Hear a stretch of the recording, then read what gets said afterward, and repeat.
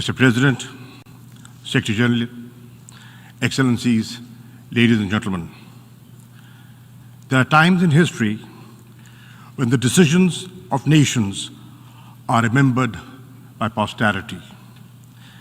This is one such moment. What we do today or cannot do will be recorded in history. Driven by arrogance and emboldened by impunity, Israel has mounted a relentless onslaught on the occupied and beleaguered people of Palestine. As we speak, children, women, and men in Palestine are being killed with impunity. In 1 week of Israeli attacks, over 250 Palestinians have been killed and thousands injured. 1/3 are women and children. Death echoes in every home in Gaza. The Israeli airstrikes are responsible for the taking of every single life of the Abu Hattab family. 2 were women and 8 children. Let that sink in for just a moment. Hundreds of such tragedies are being enacted every hour in Gaza and other parts of the Palestinian territories. So far, over 50,000 Palestinians have fled their homes in Gaza. There is limited access to water, food, hygiene, and health services. Hospitals and access to water and sanitation services depend on electricity. Fuel for the power plants has almost run out. Gaza is plunged in darkness, literally and metaphorically. The only light is that of Israeli explosions. This is Palestine, where in full view of the world, the Israeli airstrikes bring down entire buildings to kill and terrorize innocent Palestinians and even silence the media. It is time to say enough. The voice of the Palestinian people cannot and will not be silenced. We, the representatives of the Islamic world, are here to speak with them and for them. Mr. President, it is appalling that the Security Council has been unable to exercise its primary responsibility for the maintenance of international peace and security. The Security Council has failed even to demand a cessation of hostilities. Those preventing the Council from doing so bear a heavy responsibility. In these circumstances, the General Assembly must assume its own responsibility. We must not fail the Palestinian people at this critical juncture. Mr. President, our first priority must be to halt the Israeli aggression. I hope that even at this 11th hour, the Security Council will call for a cessation of Israeli attacks. If it fails to do so, the General Assembly must make this demand on behalf of the entire international community. Let us be clear, there is no moral or military equivalence between the beleaguered and occupied Palestinian people, who have no army, no navy, no air force, and the Israeli war machine, one of the most powerful in the world. This is a war between a military occupier and an occupied people. It is a conflict between illegal occupation and a legitimate struggle for for self-determination.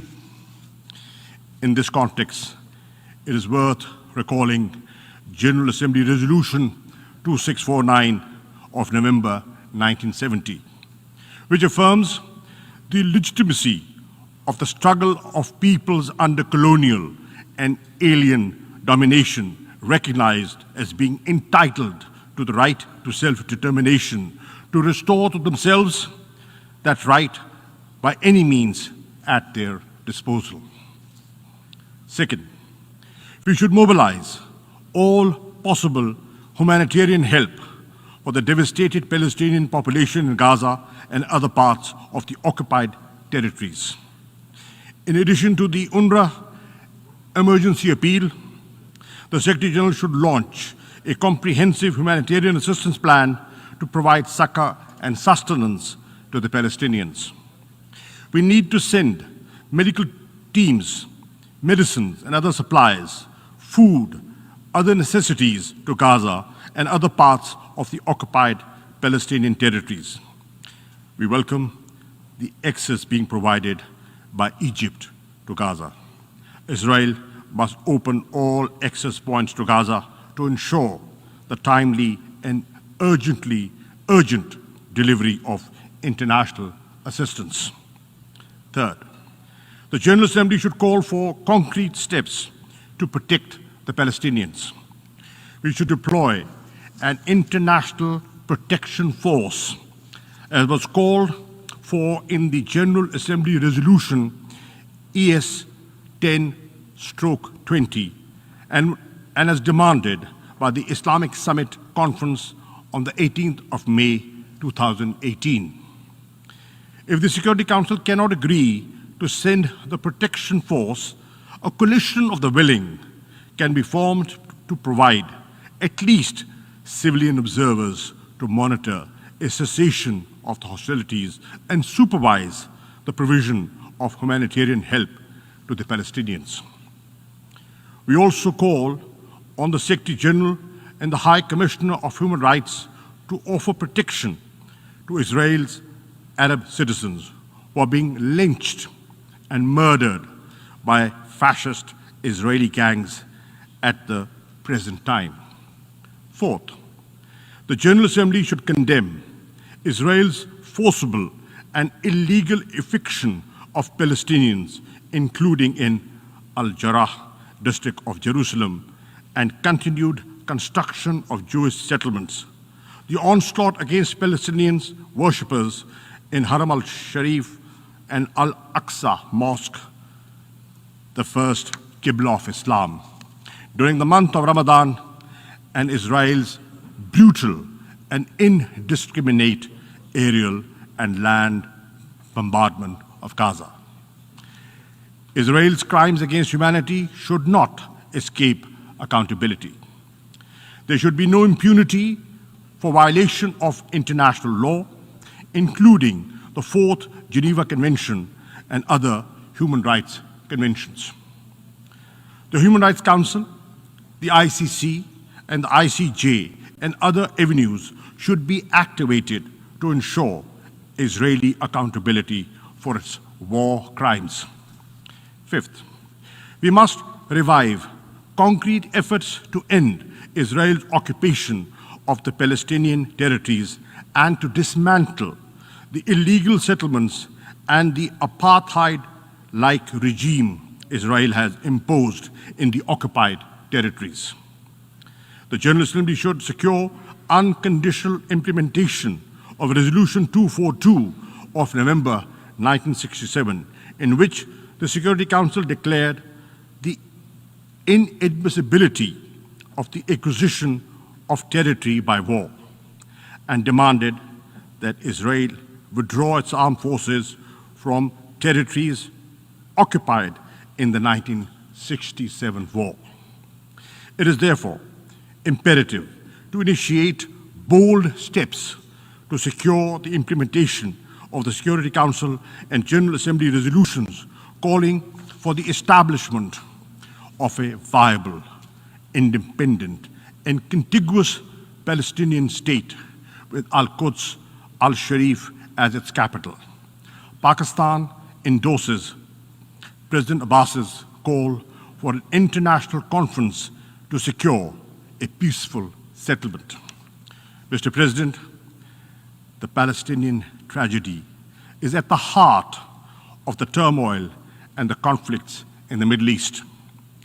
It is also the principal root cause of the humiliation and anger in the Muslim and Arab world. Anger which breeds extremism and often spawns acts of violence. A just solution for Palestine is imperative for the maintenance of regional and global peace and security. Clearly, the onus for restoring peace rests on Israel. It must end its occupation. It must implement the resolutions of the Security Council and the General Assembly.